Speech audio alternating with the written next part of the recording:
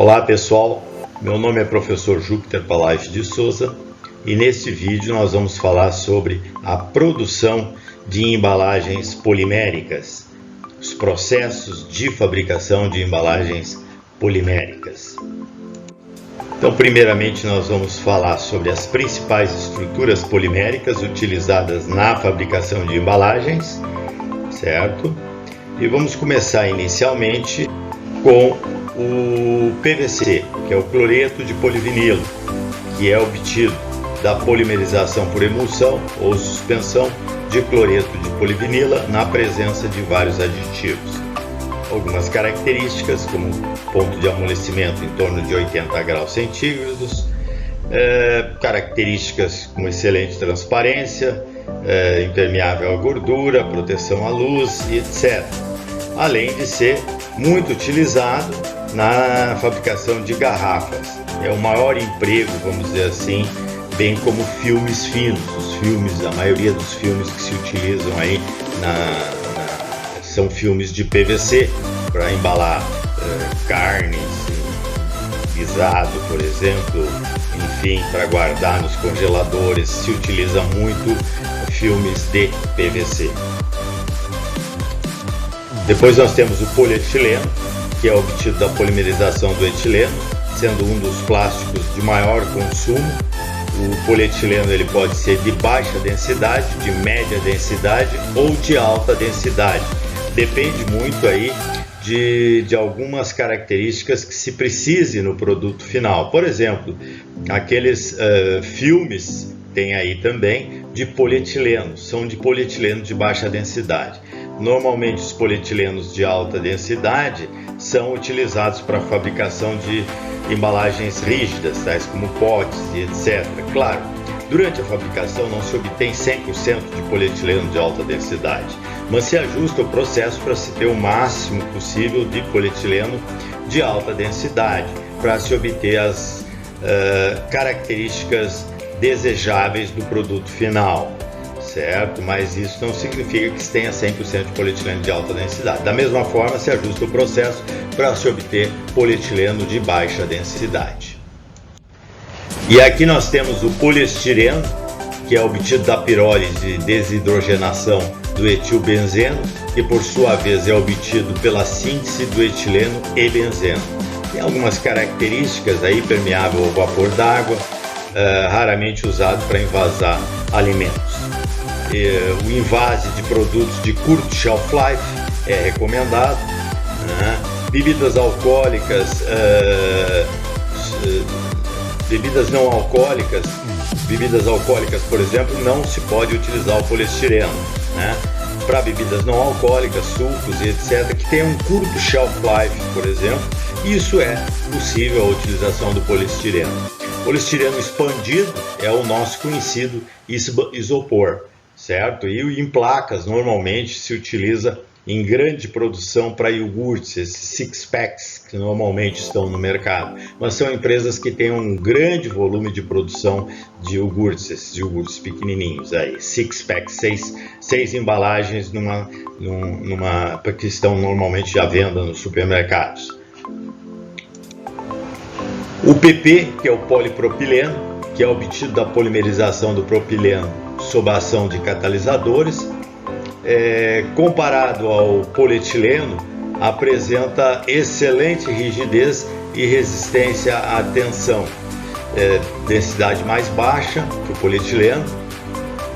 Normalmente é utilizado para invase, aí nós podemos ter de leite em condições assépticas, boa condição barreira, e normalmente o pessoal utiliza aí, que vai começar uma produção de iogurte e tem qualidade, vamos dizer assim, que vai agregar valor e também tem um custo mais baixo, que a produção é própria, utiliza o PP, que não tem volume para produção em grande escala. Então compra já os potes de PP e invasa o seu produto. É uma maneira de começar um negócio de produção de iogurtes e com, vamos dizer assim, agregando valor e com uma embalagem de boa qualidade, que é a de polipropileno.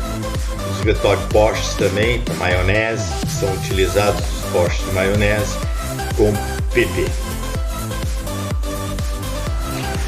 o tereftalato, que é o nosso polietileno tereftalato, que é o PET, que é um dos plásticos assim, um dos polímeros mais utilizados, desbancou aí o vidro, principalmente aí na indústria de bebidas, no envase de bebidas, de refrigerantes. Então, praticamente hoje vocês têm o envase de refrigerantes todo em PET. Isso porque o peso é menor.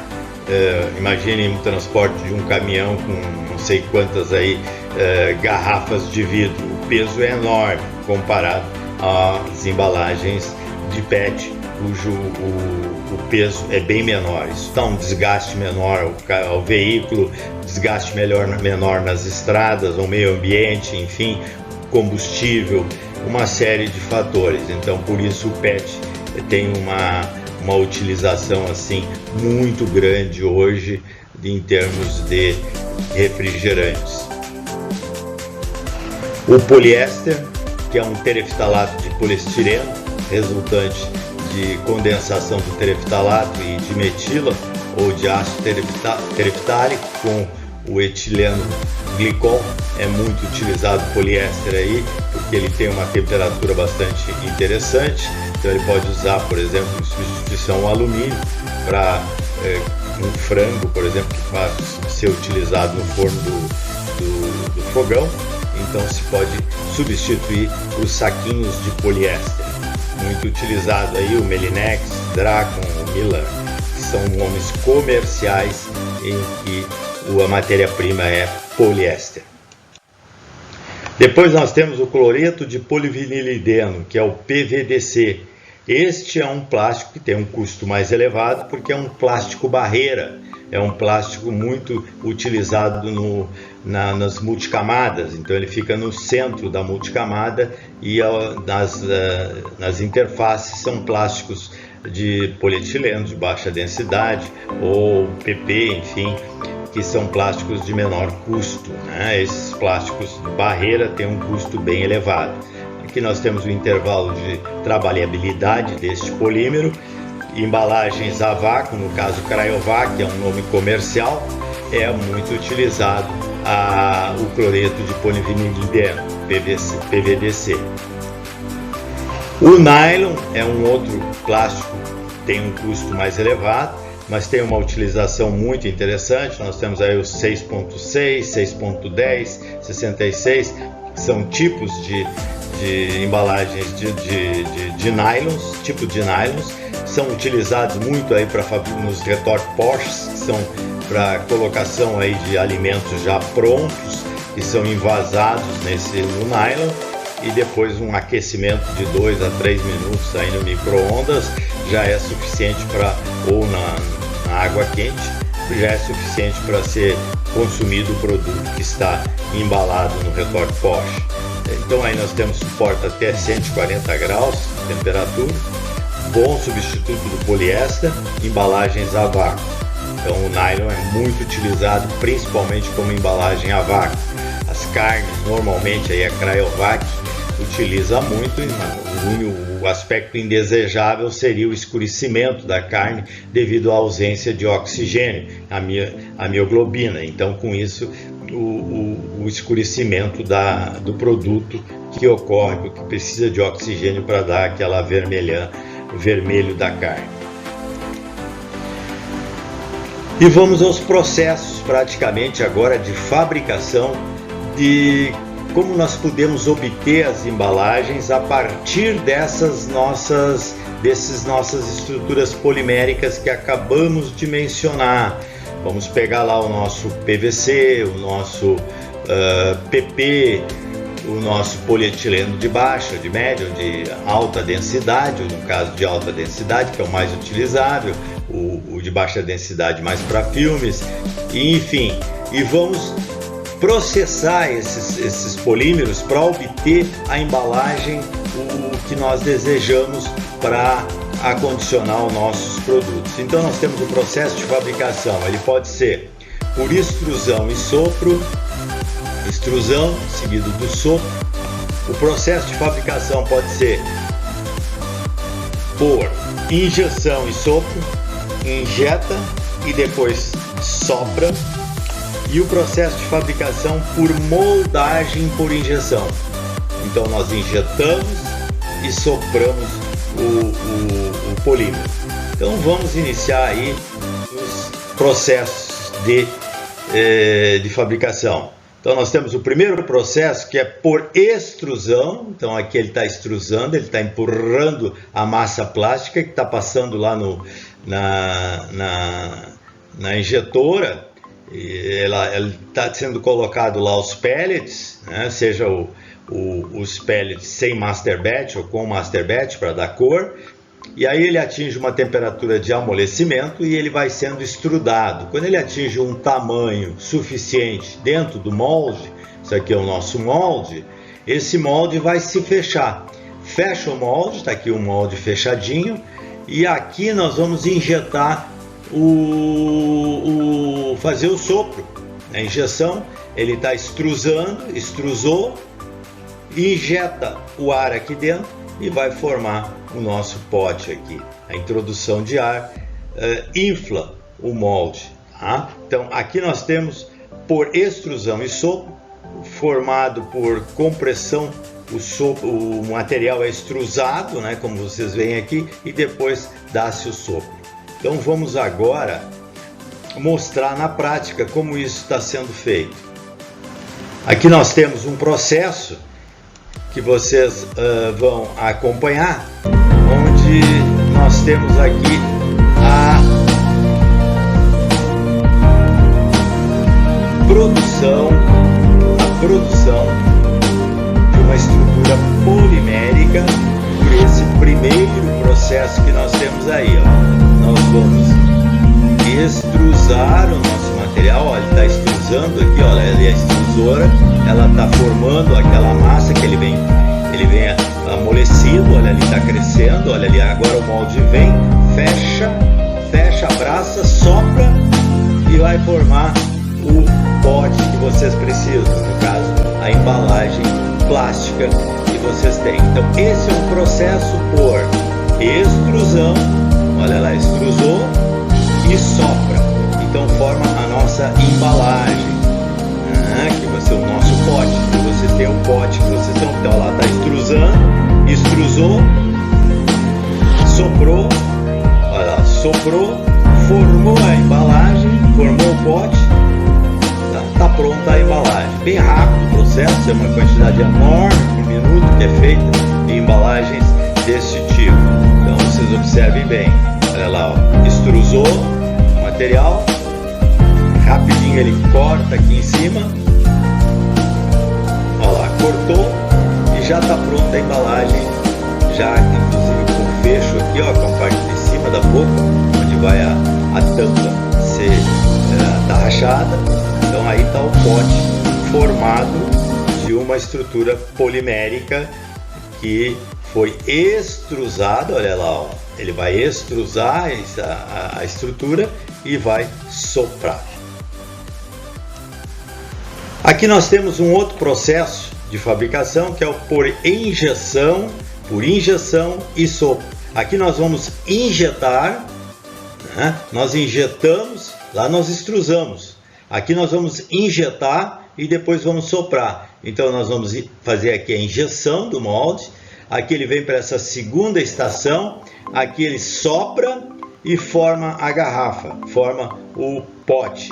E ele é retirado da máquina. Então ele tem 3 estágios aqui, ó. O primeiro estágio é o da injeção, o segundo estágio é do sopro e o terceiro é a retirada do pote. Então vamos ver como é que isso aí funciona na prática.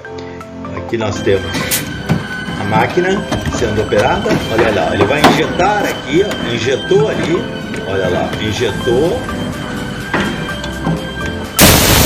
nesta primeira estação, injetou,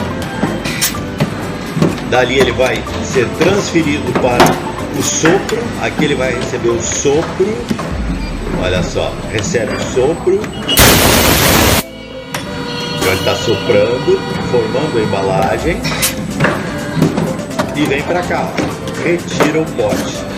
Então são 3 estágios, o sopro lá, aliás a injeção lá, faz a injeção, injeta, polímero, aqui, injetou, transfere para cá, sopra, depois de formada o pote, ele é transferido para a terceira e última fase, onde é retirado do pote, certo? Então esse é o processo por injeção de sopro. Um pouquinho diferente, mas lá nós temos extrusão e sopro. Aqui nós temos injeção e sopro, pessoal. Tá? Muito interessante. E aqui nós temos o processo de fabricação por moldagem por injeção. Então aqui eu tenho uma injetora de forma simplificada, esquemática. Essa injetora, olha lá, ó. Então as etapas aqui em cima que pode ser observado, olha lá, ó, ele está soltando, ó. Agora ele vai injetar, olha só, olha lá, ó, aqui dentro desse barril aqui que é está aquecendo, a massa vai sendo injetada, olha aqui, ó, injection, está sendo injetado, injetou, produziu o que tu quiser lá, por exemplo, um molde, uma tampa de garrafa, ele vai ejetar, ejetou aqui, ó, e vai resfriando, né? Então ele injeta, resfria, olha, agora ele vai fechar o molde, agora ele vai injetar, aí ele injetou, faz o resfriamento e faz a ejeção do molde, retirada daquele material do molde, tá? Mesma coisa, então ele vai vir para cá, ó, de novo, aqui ele vai injetar, ó, vai fechar o molde agora, ele fecha o molde, olha lá, fechou o molde, clamping, fechou o molde, injeta o material dentro do molde, faz o resfriamento e ejeta de novo, tá? Tira ele fora, tá pronto o material. Então aqui nós alimentamos com os pellets, sejam eles coloridos ou não, no caso com Master Batch, que vai dar os pigmentos, e aqui ele é aquecido em torno de 160 graus por aí, amolece, forma a massa e esse sem fim empurra esse material plástico aqui para ser injetado dentro do molde.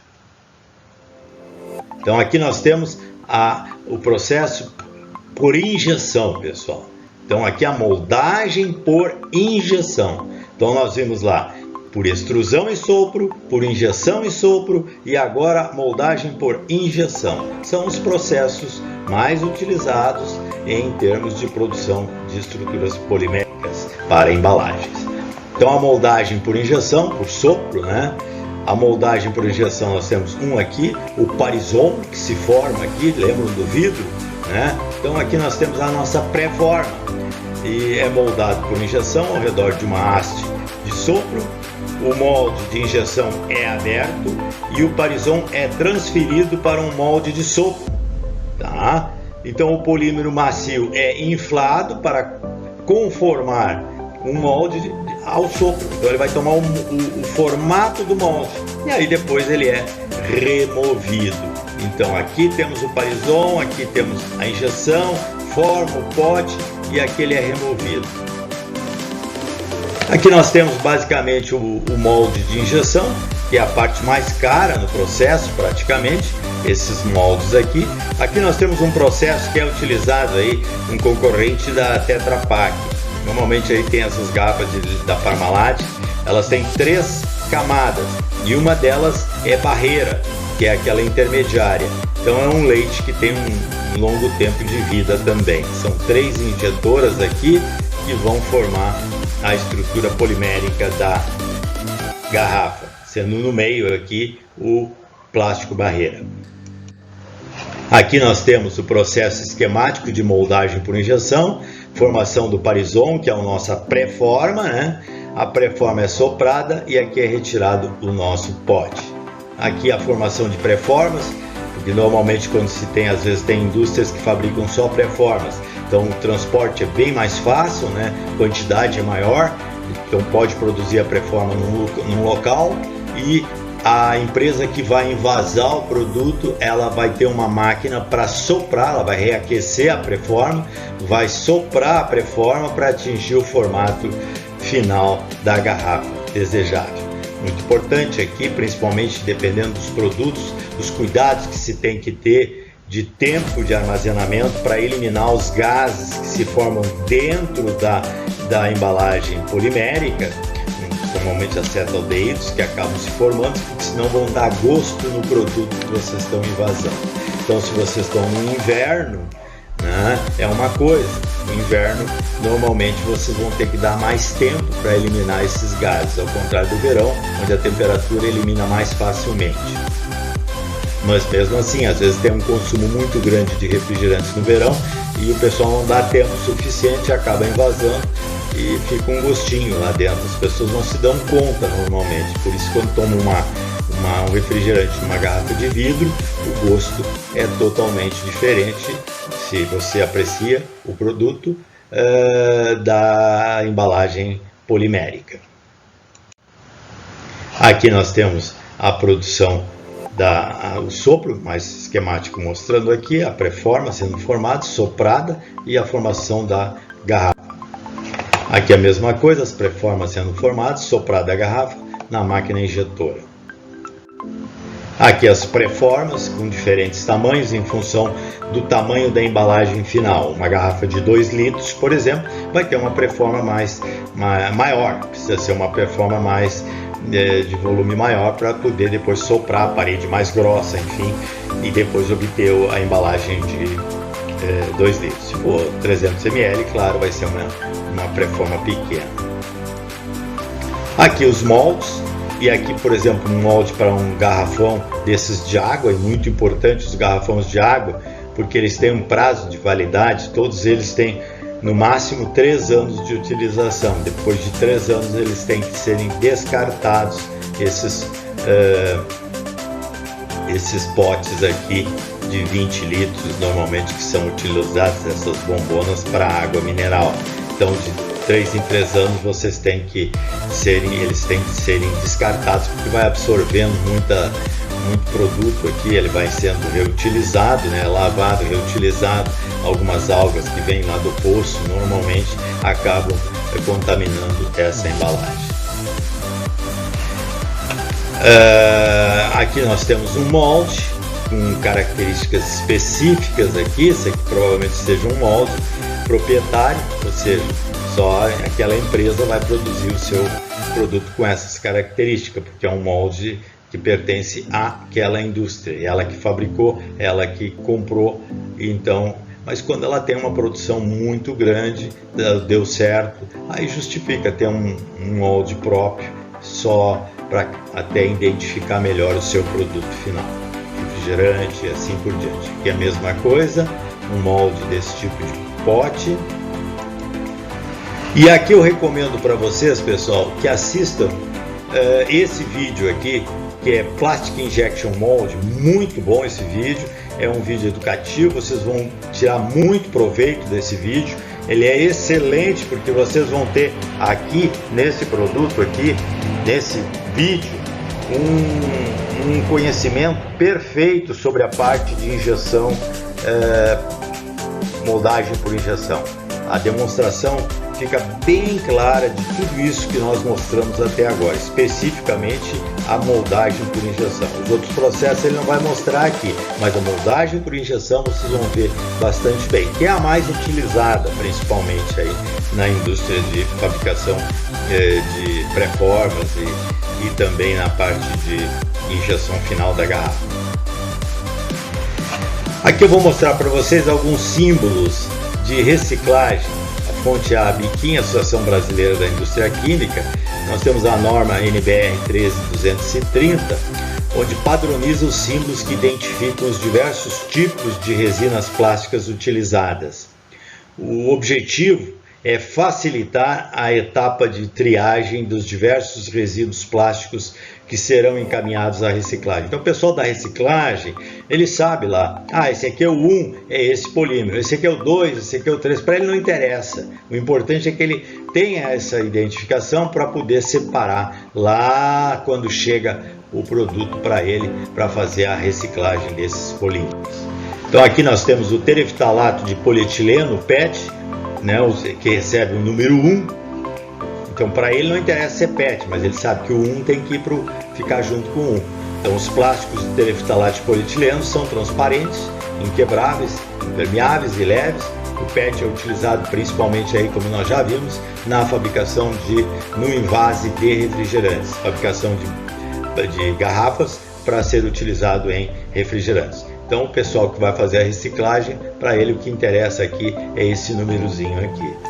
Então aqui o 2 é o polietileno de alta densidade, então para ele também só interessa aqui que ele identifique o número 2, porque ele sabe, bom, 2 tem que ficar separado, vai para esse lado aqui, então para ele não interessa. Então é uma facilidade que a Biquim fez para que facilite o processo de reciclagem desses polímeros, dentro daquela ideia de responsabilidade compartilhada do artigo 30, que nós vamos repetir ao final dessa apresentação novamente para lembrar.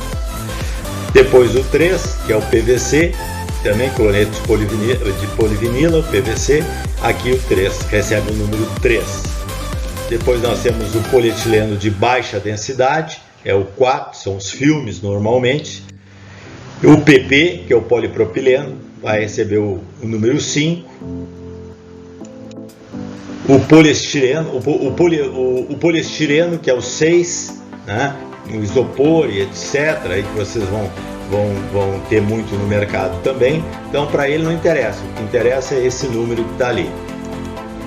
E outros, então aqueles que não se identificam dentro daquela numeração anterior, os 6 primeiros, ele vai classificar como outros porque recebe o número 7.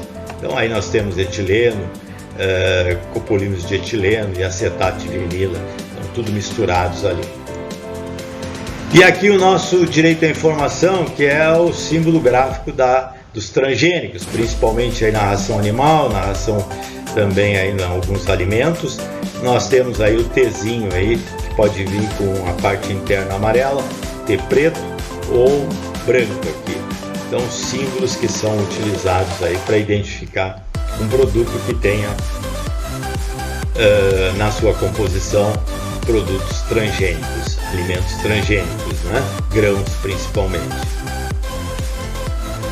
E aqui novamente vale a pena repetir o artigo 30, né, da responsabilidade compartilhada. Qual é a responsabilidade compartilhada? Esse artigo 30 da Lei 12.305, da Lei de Resíduos Sólidos de 2010, ela diz que todos são responsáveis pela reciclagem. Então começa lá com a indústria, que ela tem uma responsabilidade, a indústria é responsável pela reciclagem, e depois vem os comerciantes, depois vem os consumidores, que também são responsáveis por fazer a separação nas suas residências, e o serviço público, que tem a obrigação de recolher esses materiais ou disponibilizar containers para que facilite o recolhimento desses resíduos sólidos que a população separou. Inclusive existe uma penalidade caso o consumidor, vamos dizer assim, não se preocupe, coloque na sua frente de casa tudo misturado. Existe uma multa para isso. O problema todo é que muitas vezes a fiscalização é ineficiente. Então a responsabilidade compartilhada é isso. É compartilhar toda essa responsabilidade buscando o bem-estar do meio ambiente.